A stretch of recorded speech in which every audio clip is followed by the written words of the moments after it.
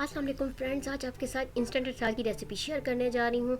जिस चीज़ को भाई अचार बनाना नहीं आता तो वो झटपट मेरी रेसिपी को ट्राई करें और मुझे ज़रूर अपना फीडबैक दें। बहुत ही आसानी के साथ आप अपने घर में अचार बना सकते हैं। मैंने ले ली हैं 2 अदद बड़े साइज़ की केरियाँ ली, इन्हें धोया और इनके स्लाइस कटिंग किया। अब इसमें मैंने शामिल कर दिया है नमक और लाल मिर्च हल्दी को डालकर मैंने इसे मिक्स कर लिया। मिक्स करके हम इसे रख देंगे कवर करके 1 से 1.5 घंटे के लिए। तो जब तक इसे हम कवर करके रखते हैं तो हम मसाला तैयार कर लेते हैं। मैंने 2 टेबल स्पून लिए है राई के दाने और 1 टेबल स्पून लिया है मैंने सौंफ का, सूखा धनिया साबुत और ज़ीरे का, और साथ ही मैंने शामिल किया है 1 टीस्पून अजवाइन का और 1 टीस्पून ही मैंने मेथी दाने का मैंने लिया है और इसे हल्का सा ड्राई रोस्ट कर लिया है। उसके बाद हम इसे ठंडा करेंगे और हम इसे जो है पीस लेंगे। बस हमने ज़्यादा बारीक पाउडर नहीं बनाना है।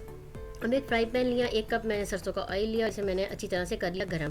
जैसे ही इसमें से धुआं निकलने लगा मैंने इसे ठंडा कर लिया और इसे भी कर दिया साइड पे।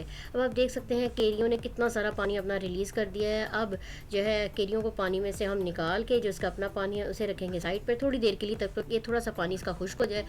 तो जैसे ही इसका पानी हल्का सा खुश्क हुआ तो मैंने इसमें जो है डाल दिया है देसी लहसुन, और अगर बड़े साइज़ का हो तो आप इसकी कटिंग भी कर सकते हैं। देखिए मैंने इसमें शामिल किया। अब बारी आ रही है मसालों की। तो मसालों में हम शामिल कर रहे हैं अजवाइन कह रही हूँ, कलौंजी को 1 टीस्पून कलौंजी और 1 टीस्पून ही मैंने हल्दी का शामिल किया। 1 टेबलस्पून मैंने इस पर जो है इसमें मैंने शामिल किया कुटी हुई लाल मिर्च का, और 1 टेबलस्पून ही मैंने इसमें कश्मीरी लाल मिर्च और नमक को शामिल किया। अब मैंने पिसा हुआ मसाला शामिल किया। मसाला अगर आपको ज़्यादा लगे तो आप कम भी कर सकते हैं और इसमें केरियाँ भी ज़्यादा शामिल कर सकते हैं, ये अब आप पर डिपेंड करता है। चलिए जिसे मिक्स किया, इसमें शामिल किया मैंने 1 टेबलस्पून मैंने पिसी हुई लाल मिर्च का और 1 टेबलस्पून मैंने इसमें सिरका भी शामिल किया, वाइट सिरका है।